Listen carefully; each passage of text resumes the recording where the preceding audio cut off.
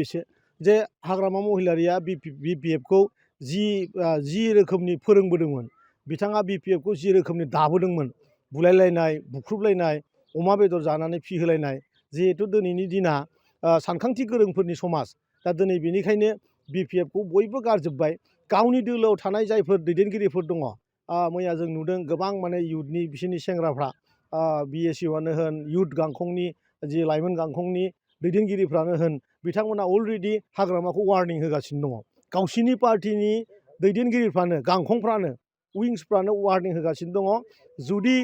पृथ्वीराज नारायण देबआ जुदि गाबोननि दिनाव जुदि घोषणा जामारोबा बिथांमोना हाजार नङा बिथांमोना गासैबो जेसेबां बुरजा माने क'क्राझार चिरां बाक्सायाव दैदेनगिरि दङ गासैबो BPF गारजोबगोन बे खोथाया बिस्रा सिं सिं सोलिगासिनो दङ आरो बिनि दाया गासैबो हाग्रामा महिलारि बिथां खारन बियो जि रोखोमनि दादों बिनि स्ट्राक्चार दानाया बे स्ट्राक्चारानो नंखायामोन बे मोनसे गुन्दा समाजखौ फिनानै दोननाय मोनसे गुन्दायारि थाखोनि बेंथाइसोमोन बे बेंथाइखौ बयबो बाजोबखाबाय आरोखि दा बिदिनो रावनिबो खोथा मानियाबारा बिथाङा पृथ्वीराज माने मेसखौ बिथाङा केन्डिडेट होनो नागिरगासिनो दङ बेराफारसेयै BPF-नि जायफोर रियेल माने दैदेनगिरि बिथांमोनहा बेखौ सुखुजायाखै आरोखि बेखौसो बुंदों आसलथे बियो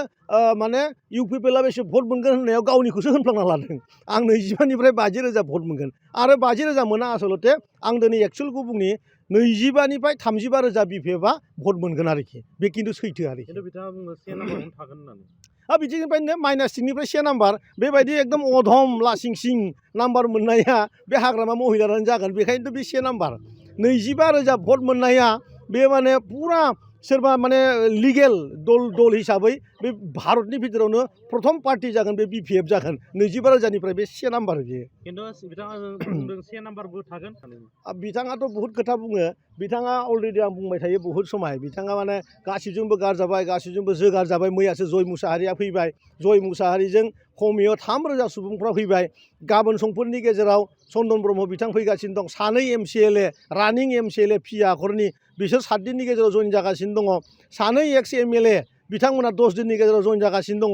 4 एक्स MLA बिथांमोना उइथिन दा 10 डेज जइन जागासिनो दङ थ' बिथांनि बे खर' थेमाया बहा थिग थानो बबेखौ 1 नाम्बार बुङो बबेखौ 2 नाम्बार बुङो एखौ थर मोना बिथाङा BPF हानजाया माने थाहैनाय नंला नामा 100% मानो BPF खालामनो आंथ' खावलायदों मानो BPF खालामनो दिनैनि दिनाव दाङाबाजिनि समाय गैया दिनैनि दिनाव अमा गन्द्रा बायदि थानानै अमा जायै अमा जाहो भट बुथुमनायनि समाय गैया दिनै हाग्रामा महिलारिया खुन्दुं राननानै राजनिति खालामनायनि दिन गैलिया खारन दिनैनि समाजा गोरों समाज जाबाय आरो बिटिआर सुक्ति जानायनि उनावनो जों गासैबो गोजोनखौ हामलायनानै लाबोखानाय सुक्तिखा आरो गोजोन फैनाय लोगो लोगो सान्थि थासारि जानाय लोगो लोगो मानसिफ्रा गोरोंथिया बारायदों बुजिनाया बारायदों बेनिखायनो गोरों थाखोनि राजनितिक हादोरखौ बेलेग हादोरफोर बायदि जोंनि हादोरखौबो बेलेग हादोरफोर बायदि गोजौआव लांनो थाखाय गासिबो बेयाव एकमत जाना दङ दिनै बे जाम्बा सासे सुबुं जेबो रोङा जेबो गियान गैया अख्राजों माने बुलायलायनायजों सुलायलायनायजोंनो जुजिथाबनानै थाग्रा मानसि सोर लोगो होफानो मानो होफानो बेजोंलाय गतिके BPF-आ फैगौ माने लकसभा इलेक्सननि उनाव एखेबारे दावदै बे दलानो थाया आनटिल हाग्रामा महिलारियाबो 7 बा 10 दिननि उनाव लकसभानि उनाव UPPL-आव जइन जागोन बेहा आदारवाइज जेबो लामा गैया आरोखि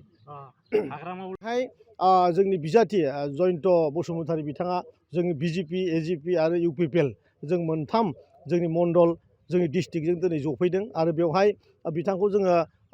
गोरा रोखायै बुंखादों जे जोङो जोंनि बाक्सा LAC-निफ्रायनो अनलि बाक्सा LAC-निफ्रायनो 1,50,000 भट बिथांनो होगोन होनना बुंदों आरो बाक्सा हिसाबै 2 लाखनिबो बारा बाक्सा हिसाबै 2 लाखनिबो बारा 2,70,000 आरो 2.5 लाख बेखिनि भटखौ जों बाक्सायावनो होनो थांगासिनो दं आरो BPF-आथ' बाक्सायाव जिर' क'क्राझाराव होननाय खोनादों एसे दङ होननानै आं नुफेराखै एसे दं आं बे एसेखौ आङो अबयसे एसे आन्दाज दङ बिथां हाग्रामा महिलारिया बेयाव गसंथानानै दङ हिसाबै एसे दङ खिन्थु बाक्सायाव गैया दा बाक्सायाव गैया नालाय बिथांमोननि भटआ हाइस्टनिफ्राय हाइस्ट माने 25,000निफ्राय 50,000सिम बेसिमल' मोननो हागोन आरोखि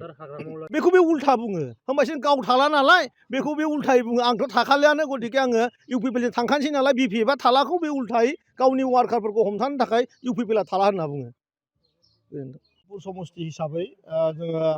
बरमा LAC नि पार्ट मोनसे बिथां भुपेन बर' MLA बिथांनि गोबां लामा पेन्डिं जाना दंमोन, इनिग्रेसन जायाखैमोन। बेखौ जोङो दिनै इनिग्रेसन खालामदों आरो जोंनि मुसलपुर समस्तियाव 18टा माने 18टा कालभार्ट आरो 4 लामा आरो 3 मानसि सावग्रा जों दिनै खेबसे लोगो सानसेयावनो दिनै बेखौ बेखेवना होदों। मानोना गाबोननि उनाव जिहेतु मडेल कड अफ कन्डाक्ट गोलैनायनि बांसिन चान्सआ फैबाय बा गाबोननि उनावनो बेफोरबायदि हाबाफारिखौ मावनो हानाय नंला। बेनिखायनो दिनैनो जों जोंनि दोलोनि दैदेनगिरि माखासे गासिबखौबो लानानै बे हाबाफारिखौ मावदों आरो। जोङो बरमा पार्टआव बांसिन मेजर लामानि जेरै खारुवा सारियालिनिफ्राय पुरानस्रिपुरसिम दोंसे लामा, नाक्टिपारा पाम्पनिफ्राय बरमा हाइवे मोनहैनाय लामा आरो बरमा माने हायार सेकेन्डारिनि बाउन्डारि वाल, थिग बिदिनो मन'खायाव कालभार्ट, बेबायदि गासै माने 20बासोनि बारा स्किम जों दिनै बेखेवदों आरोखि।